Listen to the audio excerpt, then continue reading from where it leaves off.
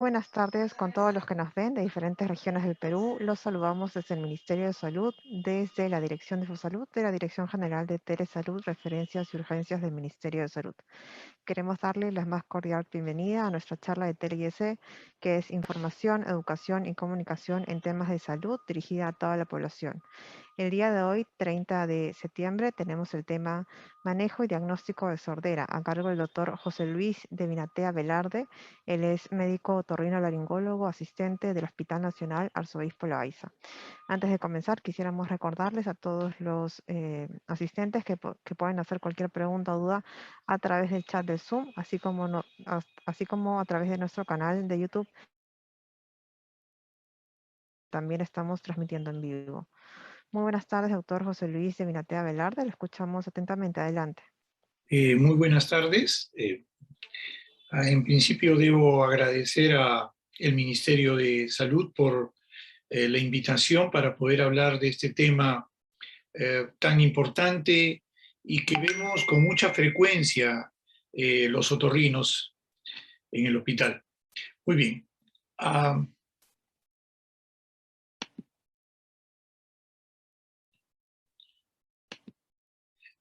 Señora, cuando usted escucha hablar a un médico y escucha el término hipoacusia, eso significa sordera. Quiere decir que hipoacusia, en términos médicos, es sordera. ¿Y qué es la sordera? La sordera es la pérdida parcial o total de la audición, es decir, la capacidad para oír debido a una deficiencia o daño que puede ocurrir en cualquier nivel de la vía auditiva. ¿Y qué es la vía auditiva? Si nosotros comparamos el viaje que hace el sonido al interior de nuestro cuerpo a través del oído, lo comparamos con un ferrocarril, el viaje del sonido hacia el interior tiene varias estaciones. La primera estación es el oído externo, donde encontramos a la oreja o al pabellón auricular, y el conducto auditivo, donde está el cerumen. La segunda estación es el oído medio, donde está el tímpano y los huesecillos que van a vibrar cuando el sonido pase por allí.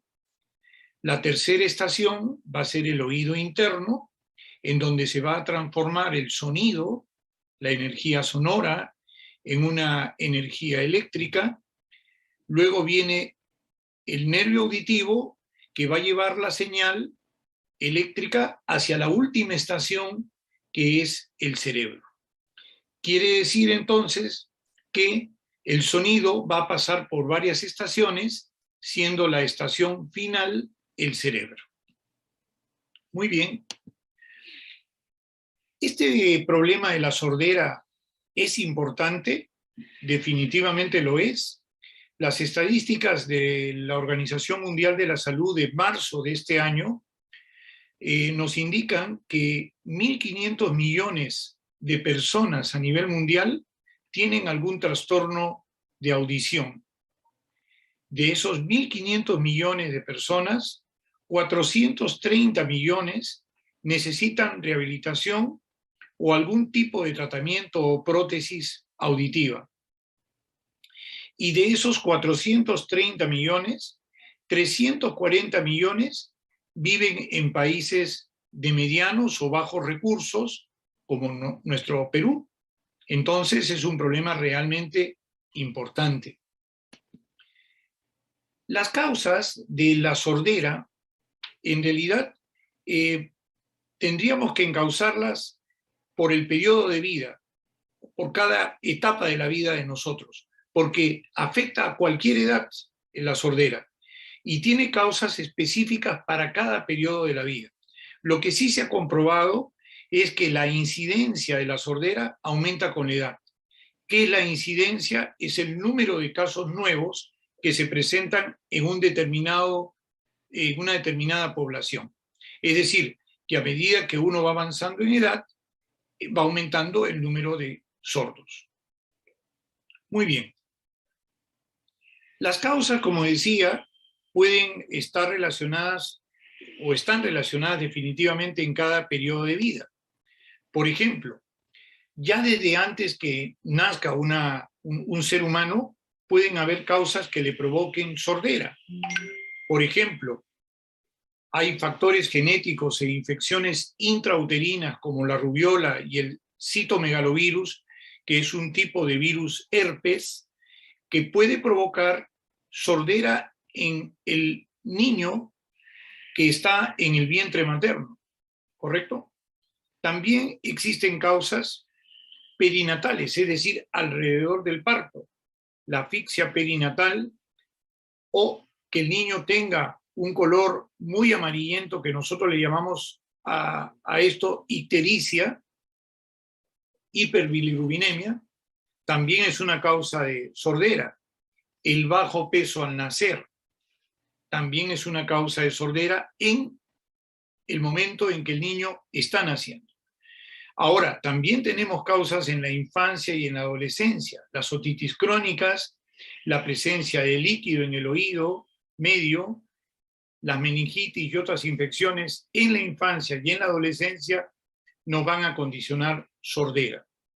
Y en la edad adulta o en la edad avanzada, las enfermedades crónicas, diabetes, dislipidemias o problemas de colesterol, triglicéridos, tabaquismo, edad, nos van a provocar sordera. Y también una enfermedad que nosotros la conocemos muy bien los otorrinos, que es la sordera súbita, cuya causa no se conoce, pero que puede provocar rápidamente, de un día para otro, una sordera que generalmente compromete solo un oído.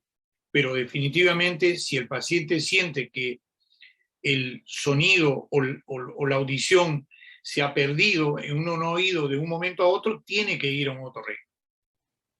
Muy bien.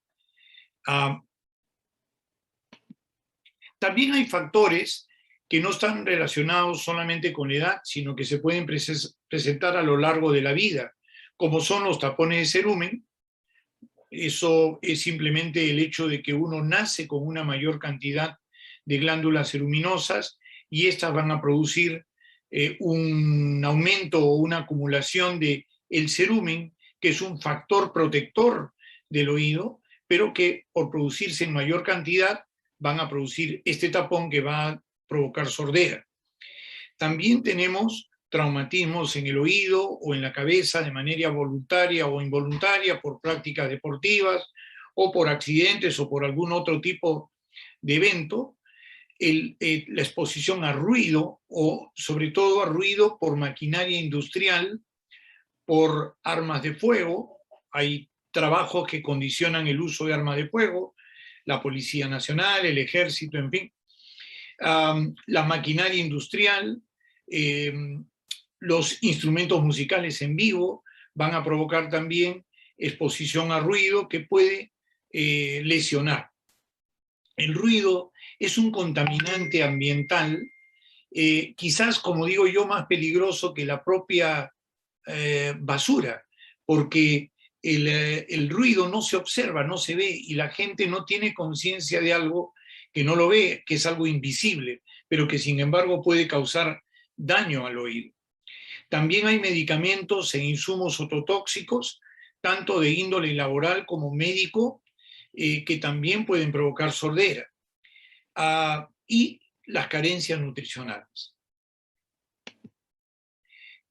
Señor, señora, ¿cuáles serían los síntomas que provocaría que usted empiece a preocuparse porque hay una sordera o se puede presentar una sordera en usted? En principio, lo que tendría que sentir es que tiene una dificultad para entender las palabras, sobre todo cuando hay un ruido de fondo, por ejemplo, en una reunión, o hay un grupo de personas que está hablando y usted no está entendiendo las palabras. En segundo lugar, cuando usted pide que frecuentemente se le repitan las cosas, las personas que están hablando con usted, los interlocutores, usted le pide que hablen más despacio o que vocalicen mejor lo que están diciendo o que aumente la intensidad de la voz para que pueda usted escuchar mejor, eso también nos está indicando que puede haber algún problema de sordera. También, y esto en los niños es muy importante, es muy valedero, la necesidad de aumentar el volumen de la televisión o de la radio. Sobre todo esto se observa más, repito, en niños, ¿no? Donde ellos están más atentos a alguna música o ven las imágenes, pero no pueden, digamos, seguir un ritmo. Es esto, puede ser una sordera. No participar en conversaciones. Hay personas que, aunque no quieren admitirlo, no participan en conversaciones o evitan reuniones sociales por miedo o por vergüenza a no poder comunicarse bien. Se convierten en hongos sociales, ¿no? También es un indicativo de sordera, un síntoma de sordera, sonidos que pueden ser de tono grave, como si fuera un río o el vacío, o en su defecto un ruido agudo, como un zumbido, que a veces lo comparan con un grillo, con el silbido de la tetera cuando está hirviendo el agua. Eso le llamamos nosotros tinnitus. Los tinnitus, repito, pueden ser de frecuencias graves o de frecuencias agudas. Y lo otro, que también es importante, es que algunas veces las sorderas o las pérdidas de audición se pueden asociar a pérdida de equilibrio o a mareo. También cuando hay otitis, se puede asociar a dolores de oído, lo que llamamos otalgias. Esto se ve mucho en niños. Los dolores de oído se asocian a sordera, ¿correcto? La fiebre, puede haber irritabilidad en niños pequeños. La fiebre y la irritabilidad se ven mucho en niños de la primera infancia, ¿no? Un niño que está muy lloroso, muy irritable, que está haciendo fiebre, definitivamente hay que sospechar que puede estar haciendo una otalgia y a su vez se está instalando una sordera por esta situación. También puede ocurrir que uno pueda, ya un poco mayorcito, de repente un niño mayor o un adulto, pueda sentir que puede escuchar en su oído retumbar la propia voz, y eso se llama autofonía. También es importante que los padres sepan que el retraso en el lenguaje en un niño pequeño puede ser sospechoso de sordera. Y finalmente, lo hemos visto también en casos en el hospital, los malos rendimientos escolares, que muchas veces tiranizan al niño creyendo que digamos, no quiere trabajar porque no tiene voluntad, y lo que ocurre es que simplemente el niño o el adolescente pues no escucha bien y por ende tiene problemas para captar las clases o lo que el profesor quiere impartirle como conocimientos. Entonces, sí hemos visto muchas personas que ya incluso adultos eran sometidos a castigos porque su rendimiento escolar no era el adecuado y lo que tenían era una sordera desde muy temprana edad. Muy bien. ¿Qué es lo que va a ocurrir, señor, señora, cuando usted va a un médico pensando en que tiene una sordera?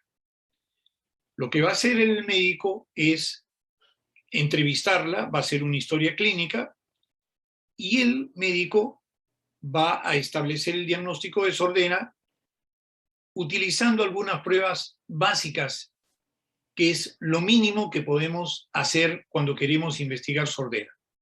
Estas pruebas básicas son otoscopía, audiometría tonal, timpanometría y logoaudiometría. ¿Qué es la otoscopía? La otoscopía es un examen que se realiza gracias a un instrumento que se llama otoscopio. Es un instrumento que nos va a permitir observar el conducto auditivo y el tímpano. Vamos a poder examinar el oído externo del paciente. gracias a este instrumento que se llama otoscopio. ¿Qué vamos a observar? Los médicos, los otorrinos, los médicos generales y todos aquellos que le hagan una otoscopía. Lo que vamos a observar mediante esta técnica de jalar la orejita hacia arriba y hacia atrás en los adultos y de jalar hacia abajo y hacia adelante en los niños, lo que vamos a observar es esto: el conducto auditivo y el tímpano, que ustedes lo pueden apreciar ahí. Este tímpano tiene características normales. Fíjense ustedes que tiene un pequeño triángulo luminoso aquí en la parte antero inferior del tímpano, y vemos todas las estructuras que se deben de observar normalmente en el oído, ¿correcto? En el tímpano, que es, digamos, la entrada o la puerta de entrada al oído medio.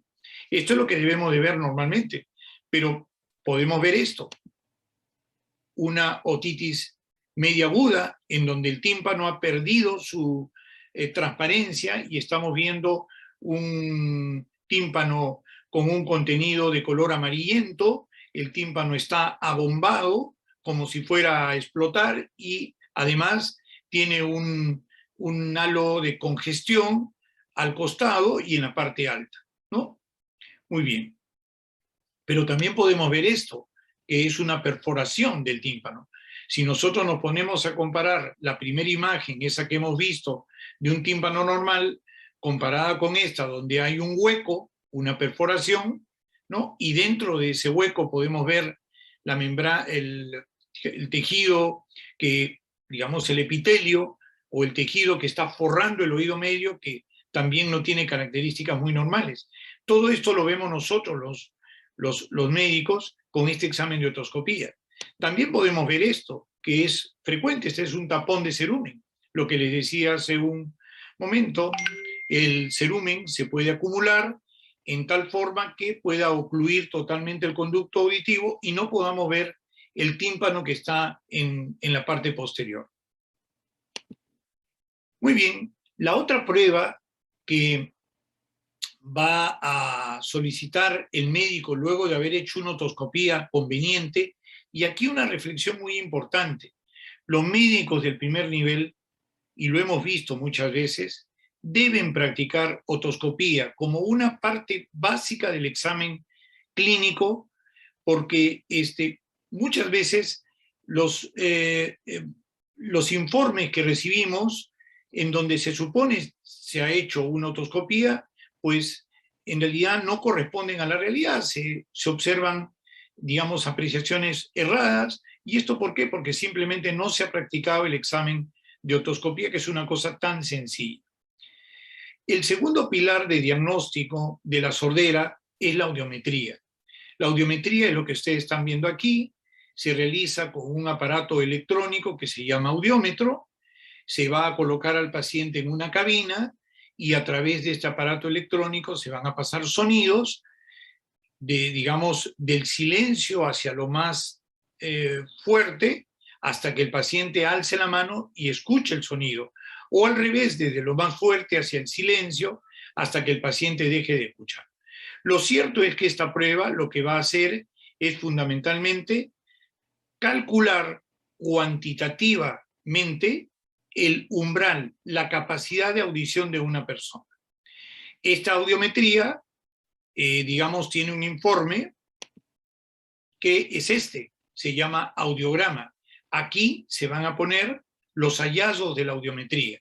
En este audiograma, que es como especie de digamos, una cuadrícula, esta cuadrícula va a tener en la parte alta todos los sonidos que el oído humano puede escuchar, que van en frecuencias de 125, que van en frecuencias de 125 ciclos por segundo hasta 8.000 ciclos por segundo. Es decir, los seres humanos podemos escuchar sonidos que van desde 125 a 8.000 ciclos por segundo. No somos capaces de escuchar sonidos por debajo de 125 ciclos por segundo, ni por encima de 8.000 o 12.000 ciclos por segundo. Es muy difícil que podamos escucharlo. Pero también al otro lado de la cuadrícula, hacia el costado izquierdo, tenemos estos numeritos que indican las intensidades de sonido. Las intensidades de sonido no se calculan, no tienen como unidad los ciclos por segundo, sino los decibeles, ¿correcto? Y aquí lo podemos ver, decibeles son estas unidades, y hertz o ciclos por segundo, las unidades de arriba. Entonces nosotros comparamos los sonidos que escuchamos y las intensidades a las cuales estamos escuchando estos sonidos. El resultado que salga acá, nosotros los médicos le llamamos umbral auditivo. Otra prueba que también utilizamos para evaluar los pacientes con sordera se llama timpanometría. La timpanometría es una prueba que básicamente nos ayuda a evaluar, a examinar el oído medio. El oído medio es como una llanta de un auto. Tiene que estar bien inflado para que pueda funcionar. Una llanta tiene que estar bien inflada, llena de aire para que pueda funcionar. Exactamente lo mismo es el oído medio. También tiene que estar lleno de aire para que este oído medio pueda funcionar. Normalmente debe de tener aire. Pero esta prueba de timpanometría, pues, puede arrojarnos, en realidad nos arroja solamente 3 resultados.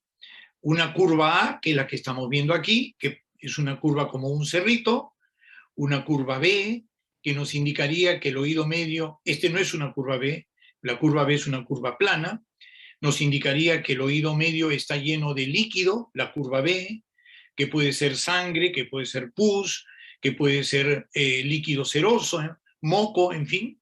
Y una curva C que nos indicaría que el oído medio está medio desinflado, como una llanta media desinflada. Entonces tenemos 3 curvas. Este examen también nos ayuda muchísimo para evaluar, repito, el oído medio y la sordera. Y finalmente, cuando ya hemos establecido que hay una sordera, hacemos una pruebita más que se llama logoaudiometría, que también es una prueba básica. Esta logoaudiometría nos permite ver o comparar cómo al elevar la intensidad del sonido, cuántas palabras el paciente puede escuchar y entender. Es decir, les dije al principio de esta charla que la estación final de la audición es el cerebro. Ese es el final de la audición. O sea, llega el sonido al cerebro y nosotros entendemos lo que hemos escuchado. Precisamente esta prueba nos permite averiguar cómo está la capacidad de discriminación de la palabra. ¿Y esto nos sirve para qué? Para, por ejemplo, pronosticar o tener una idea de cuán útil le va a ser un audífono a un paciente, porque el audífono lo que va a hacer es prestarle un poquito de capacidad auditiva al paciente, pero finalmente el entendimiento, la parte cerebral, pues es independiente del audífono. El audífono le va a ayudar a que escuche la palabra, pero tenemos que averiguar si entiende la palabra. Y esta prueba nos va a ayudar para eso, para tener un factor pronóstico, ¿correcto? Para tener un factor pronóstico de si el audífono le va a ayudar o no. Muy bien, pero no solamente estas pruebas, bueno, como ustedes se darán cuenta, necesitan de la colaboración de las personas, del paciente. Quiere decir que tiene que ser una persona que ya pueda entender la explicación que el examinador le va a dar. Pero en los niños pequeños, en los niños recién nacidos, no tenemos esa posibilidad. Entonces recurrimos también a otras pruebitas que las tenemos en el hospital y que son muy útiles para poder descartar sordera en los niños que recién nacen y en niños de la primera infancia. ¿Cuáles son esos exámenes? Los exámenes que a los que me refiero son las emisiones otoacústicas, que son unas pruebitas muy rápidas, muy sencillas, que no fastidian al bebé. Como verán ahí, el bebé está muy tranquilo, ¿correcto? Y lo que estamos haciendo es evaluar básicamente si el oído interno de este niño responde al estímulo acústico, al estímulo sonoro que se está emitiendo a través de esta sonda hacia el interior del oído. Esta prueba nos arroja dos resultados, positivo o negativo. Si el niño, digamos, no responde al estímulo auditivo, entonces pasará a una evaluación con el otorrino, y si el otorrino ve conveniente, le hará una segunda prueba que se llama potenciales evocados auditivos. Esta prueba de potenciales evocados auditivos lo que nos permite es evaluar ya toda la vía auditiva, no solamente las estaciones, lo que le dije hace un rato, las estaciones, el oído externo, el oído medio, el oído interno, el nervio auditivo y el cerebro. Nos va a permitir evaluar todas las estaciones y ver dónde puede estar el problema de una sordera en un niño pequeño que no puede hablar, que no puede decir nada. Las pruebas en realidad son indoloras, no fastidian al niño, permiten que el niño esté tranquilo, relajado, ¿correcto? No son pruebas que molesten al niño. Finalmente, ¿qué recomendaciones podríamos hacer en base a la experiencia que tenemos viendo pacientes ya tantos años en sordera? En primer lugar, la primera recomendación que hacemos es que deben haber controles médicos periódicos de la audición. Al nacer, cuando va a comenzar la formación inicial, los preiniciales, es importante hacerles un control médico de la especialidad. Cuando entra la etapa escolar y universitaria, y finalmente cuando uno tiene 40 años, los controles de audición deben ser anuales, si es que la persona tiene, digamos, antecedentes de familiares de sordera, o tiene antecedentes personales, como los que he mencionado hace un rato, exposición a ruido, o, digamos, está tomando algún medicamento que puede ser ototóxico. Por ejemplo, en la tuberculosis, a veces requerimos algunos antibióticos que van a causar ototoxicidad. El consumo de otros medicamentos, incluyendo la aspirina, pueden provocar también algún grado de tinnitus y de sordera con el tiempo. En fin, hay muchos medicamentos que pueden provocar, digamos, alguna sospecha, y en estos casos es preferible controlar al paciente anualmente. Si el caso fuera negativo, que no tenga sospechas, que no tenga ningún otro problema, ni exposición a ruido, el control debe ser bianual, porque recordemos que la edad es un factor que aumenta la incidencia de sordera. En segundo lugar, debemos tener mucho cuidado frente al ruido.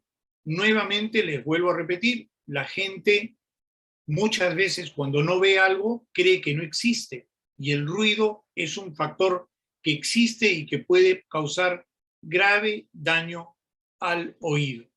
Los ruidos, cuando sobrepasan la barrera de los 65 decibeles de intensidad, ya pueden provocar con el tiempo algún problema, pero cuando estos alcanzan 85 decibeles de intensidad, definitivamente tiene que haber un protector del ruido, que pueden ser tapones o pueden ser auriculares protectores contra el ruido.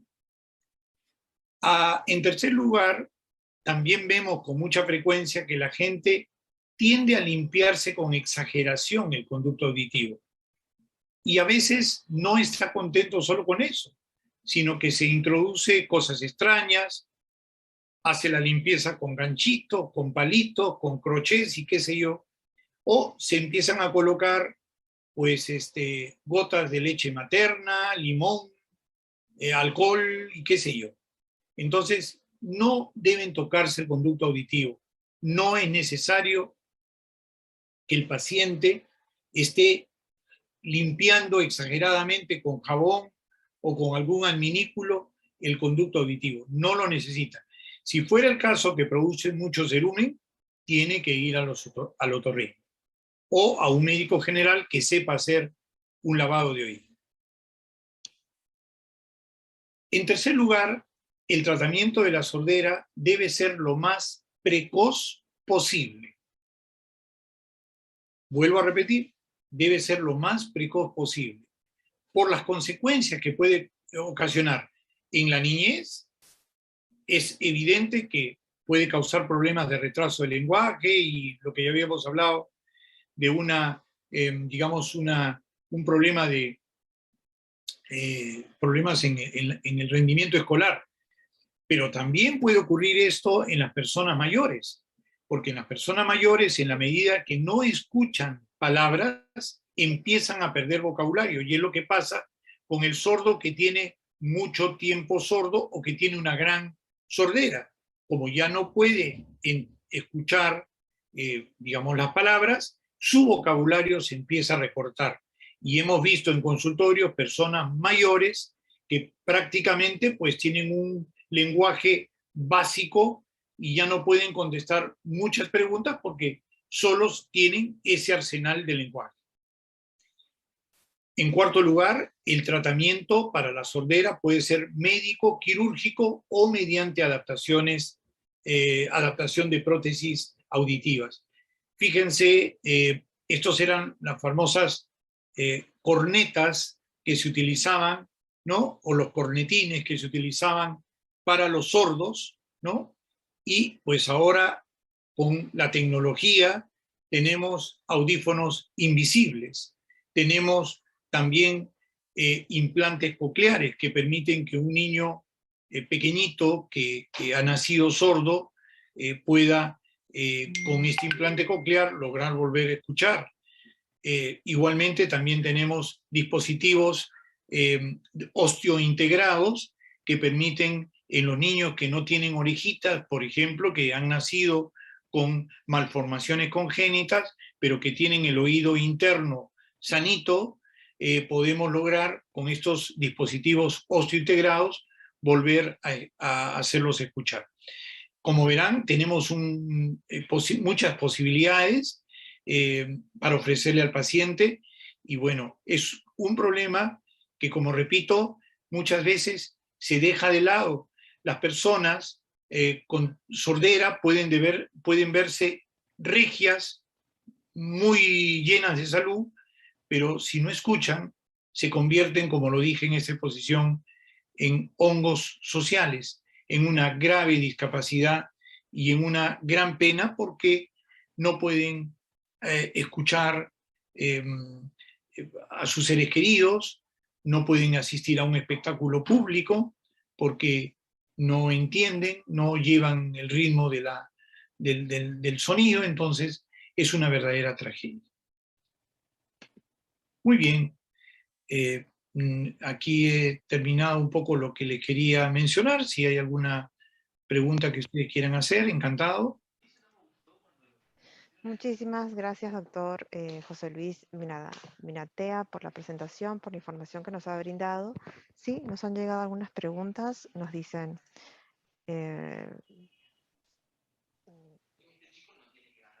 así, ¿toda sordera se puede solucionar con un implante?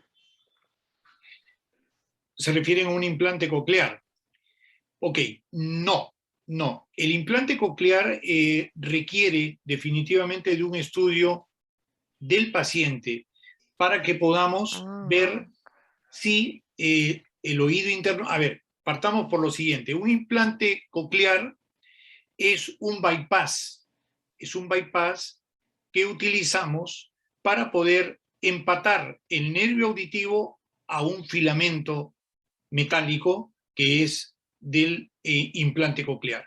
Entonces, tenemos que saber si ese oído en donde vamos a implantar este aparato es permeable, porque el oído interno es como un caracolito que tiene un canal adentro, ¿correcto? Y este canal puede ocurrir que no esté permeable, que esté cerrado. Y por lo tanto, el pasar un filamento a través de allí no se podría, porque está por decirlo de alguna manera, atorado, no puede pasar ningún filamento. Entonces, no todos los implantes son una solución para la sordera. Se requiere un estudio, una tomografía, una resonancia, un estudio pormenorizado del oído para poder ver si es tributario de un implante coclear. Pero sí también debo decir que el implante coclear es uno de los grandes avances de la otorrinolaringología y de la tecnología médica moderna, ¿no? Entonces aporta mucho a pacientes. En otros países ya no solamente se utilizan para los niños pequeños, sino que también se están utilizando para los pacientes de la tercera edad. Sí. Muchísimas gracias, doctor, por la respuesta. Nos preguntan también, nos dicen así, mi otorrino me mandó al estudio, resultó ser una hipoacusia leve. O sea, se me dificultó entender lo que oía en los tonos más bajos. Me dijo que oía muy bien en los agudos y que no necesito un aparato para oír. Y la pregunta es, ¿necesito un aparato para oír? Muy buena pregunta. Eso yo creo que está muy bien enfocado. A ver, nosotros hace un ratito mencioné que una de las cosas que hacía el otorrino para poder evaluar cuánto escucha el paciente es una audiometría, ¿no es cierto? Entonces, la audiometría, el informe de la audiometría va a salir en esta cuadrícula que se llama audiograma. Entonces, ¿qué hacemos nosotros los otorrinos? Lo que hacemos los otorrinos es que primero vemos qué tipo de sordera tiene, qué estación es la que está afectada, si el oído externo, el oído medio, el oído interno, el nervio auditivo o la parte cerebral, y luego establecemos cuantitativamente cuánto es lo que escucha el paciente. Por regla general, los pacientes que tienen un umbral auditivo que no sobrepasa los 40 decibeles, aquí, 40 dice aquí, que no sobrepasa los 40 decibeles, en promedio, en la frecuencia de 500, 1000 y 2000, o sea, a ver, vamos a poner un ejemplo. Si yo tuviera en 500 35, en 1000 35 y en 2000 40, sumado me da 110. Si yo lo divido entre 3, me sale menos de 40. Cuando el umbral auditivo, el promedio de esto es menos de 40, no es necesario aún la utilización de un audífono. Cuando sobrepasa ese nivel, ese umbral, sí tenemos que sugerirle al paciente la utilización de audífonos. No sé si me dejé entender. ¿Sí? Muchas gracias, doctor, sí, por la Creo que respuesta. se entendió la explicación. Sí, doctor, muchas gracias. Nos preguntan también, ¿es común la disminución o pérdida de la audición con la edad? Claro, sí, definitivamente lo que decía en la primera parte de la exposición, la incidencia, la prevalencia de la sordera por edad es comprobada, ¿no? Hay estudios que consideran que la sordera empieza a caer a partir de los 40 años, pero se hace mucho más evidente a partir de los 60 años. Es ahí, en esa edad, en donde más se tiene que poner énfasis en el control de la audición, para evitar, como decía, casos muy tristes, ¿no? Muy complicados. Lo vemos en el hospital, gente que cree que con el audífono se iba a solucionar el problema y al final tiene una sordera tan complicada, tan difícil, tan avanzada, que no podemos proporcionarle una solución con audífonos, ¿no? Esa es también otra cosa que la gente tiene en mente. ¿Todas las sorderas se solucionan con audífonos? No. Hay sorderas muy avanzadas, sorderas que, por ejemplo, tienen en promedio 90 o 100 de umbral auditivo, lo que les decía, promediar la frecuencia 500, 1000 y 2000, y realmente pues son sorderas que prácticamente tienen pocos restos auditivos, y el hecho de darles un audífono digamos, podría comprarse el paciente, pero tenemos la obligación como médicos siempre de decir la verdad y hay que decirle que no va a aportar, no le va a ayudar tanto teniendo ese nivel de audición, ¿no?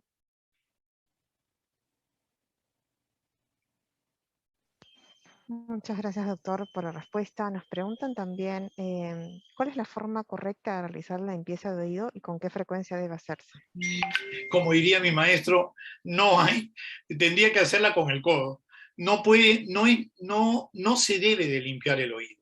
El oído tiene digamos, la mayoría de seres humanos producimos una cantidad adecuada de cerumen y no es necesario limpiarlo. Probablemente sea algo agradable meterse un palillo en el oído, ¿no? Y así comienza la historia de mucha gente, ¿no? Que empieza a sentir placer en limpiarse el oído, entonces cada cierto tiempo abusa con la limpieza. Pero en realidad no debe de hacerlo. Y si fuera el caso que tuviera muchas glándulas ceruminosas, condición con la cual mandó Dios a algunas personas, nacieron con esa condición, pues tiene que ir al otorrino.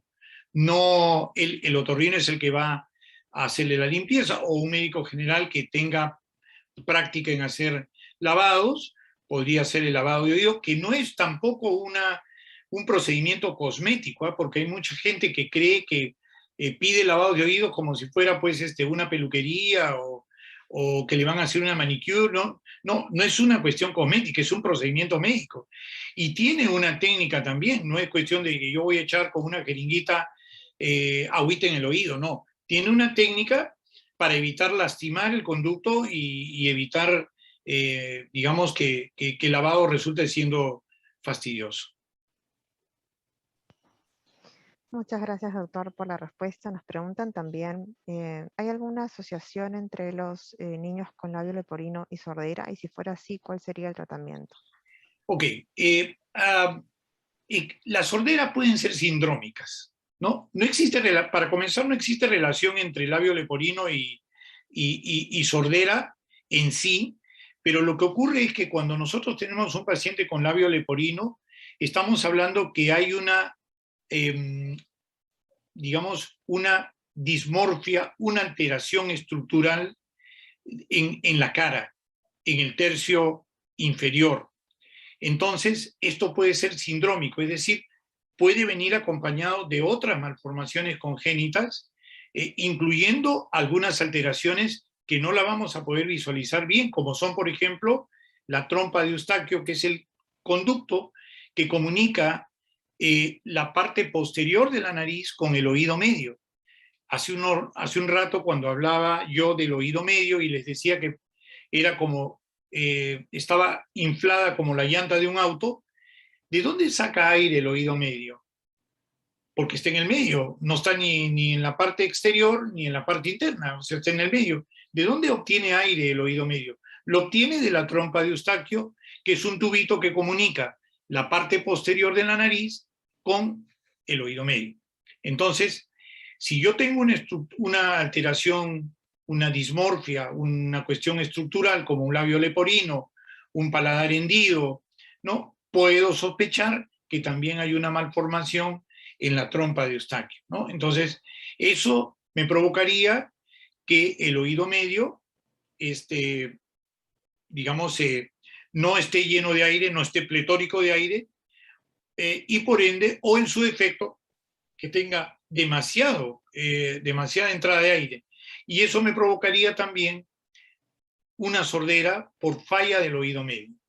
Pero no es que haya una relación exacta en todos los casos, ¿no? Hay algunos niños con labio leporino que no requieren ningún manejo de otorrinolaringología y hay otros que sí.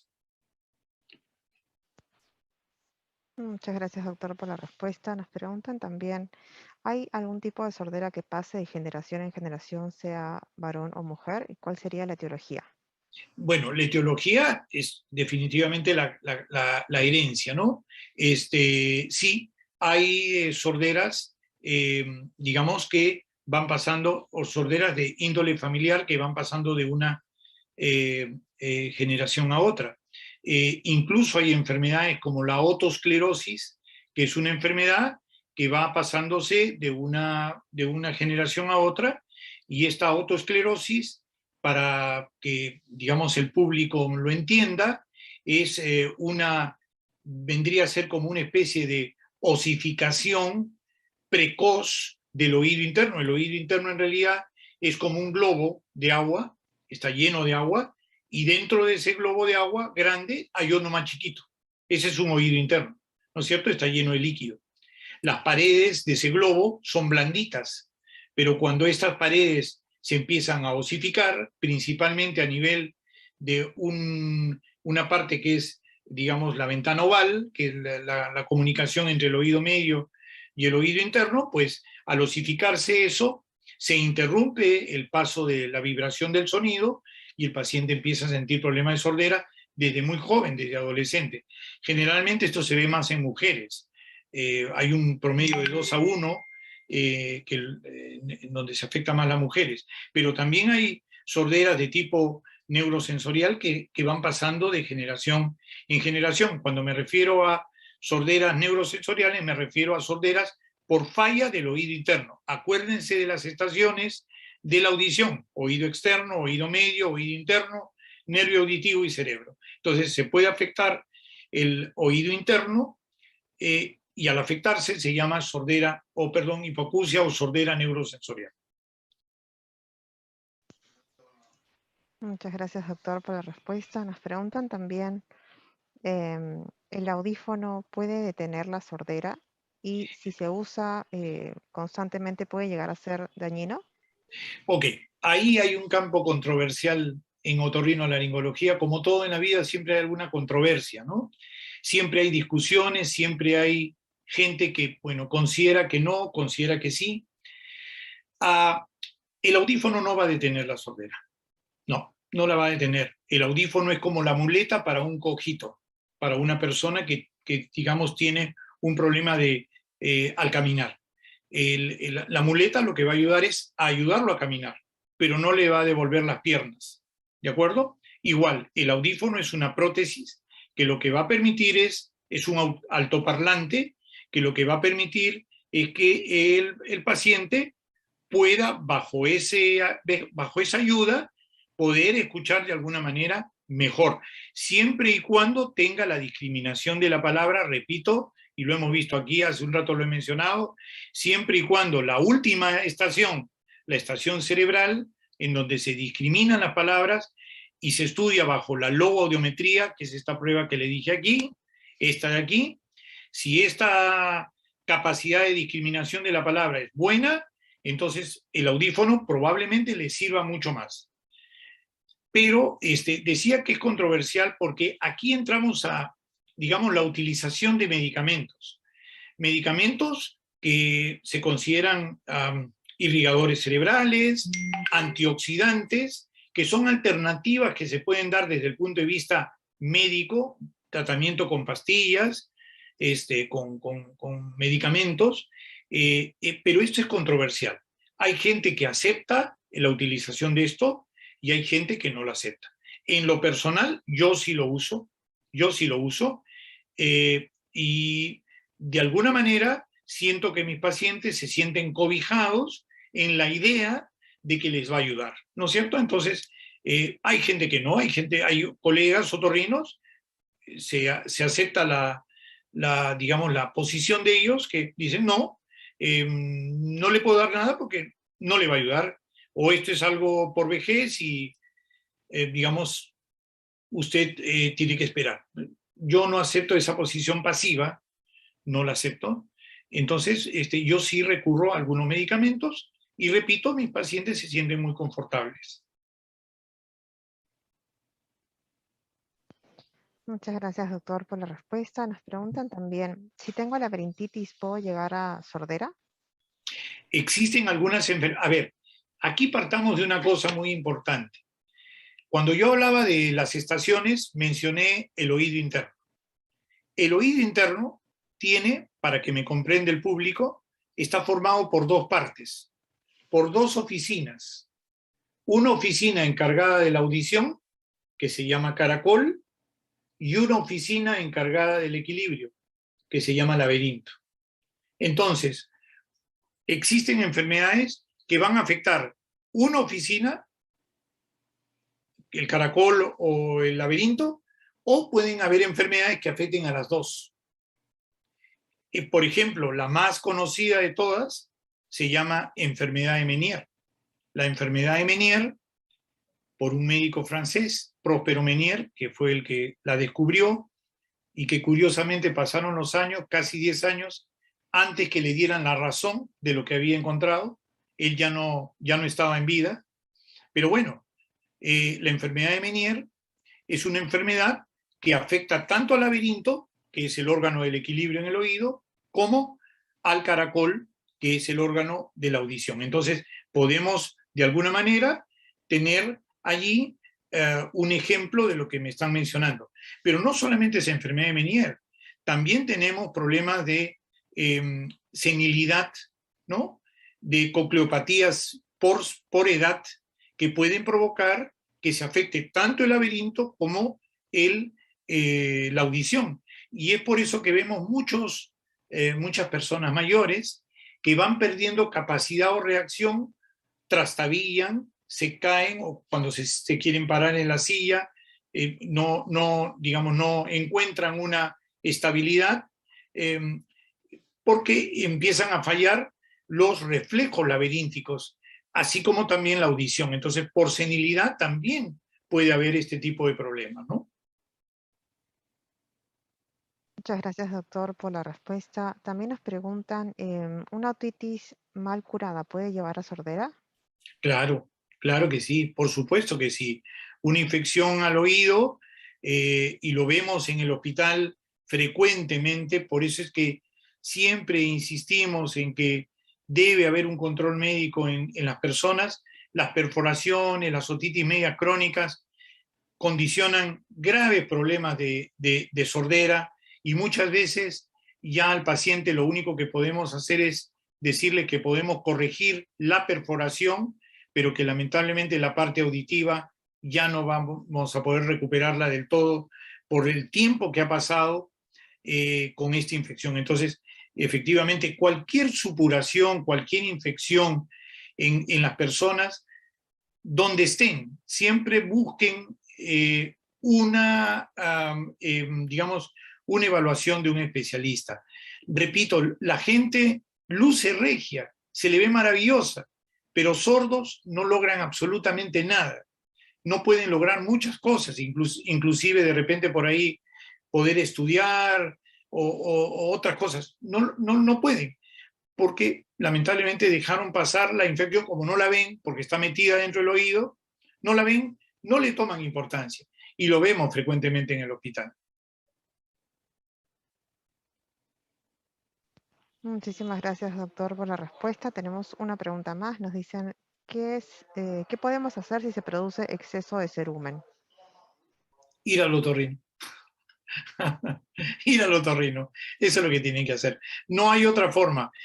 Normalmente el que tiene, digamos, alta producción de cerumen, sabe más o menos cuándo ya se le tapa, sabe el tiempo en que tiene que recurrir al otorrino.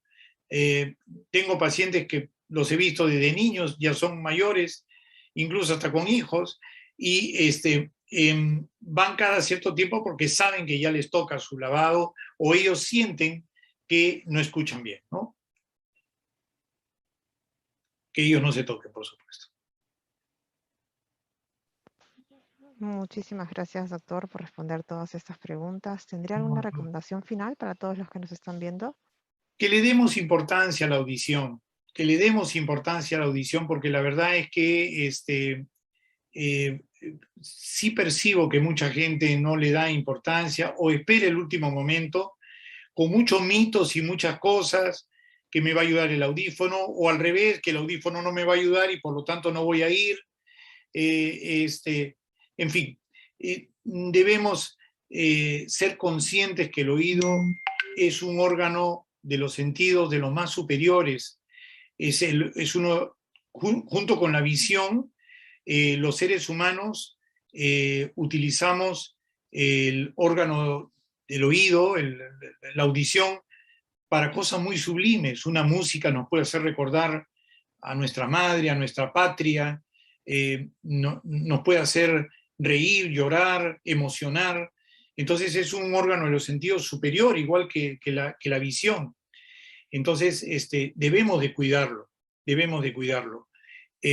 Y uh, finalmente, a los colegas del primer nivel, si alguno me va a escuchar o me ha escuchado, afinen sus exámenes de otoscopía. He sido profesor universitario y siempre les he dicho lo mismo a mis alumnos, ¿no? La otoscopía es fundamental, como saber examinar corazón, como saber examinar pulmones.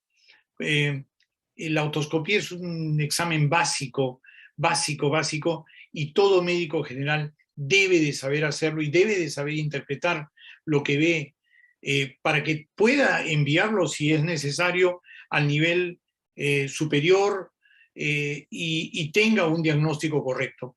Todos podemos hacer mucho en el país si nos esforzamos, si nos ordenamos en ese aspecto, ¿no? Muchísimas gracias nuevamente, doctor José Luis de Vinatea, otorrinolaringólogo del Hospital Nacional Arzobispo Loaiza del Ministerio de Salud. Ha sido un gusto tenerlo el día de hoy con nosotros. Muchas gracias. Y recordarles a todos nuestros participantes que esta TRIC también se encuentra en nuestro canal de YouTube, TRIC Infosalud Minsa, para que puedan compartir esta importante información. Muchísimas gracias a todos por su atención y hasta una siguiente ocasión. Muy amable, gracias.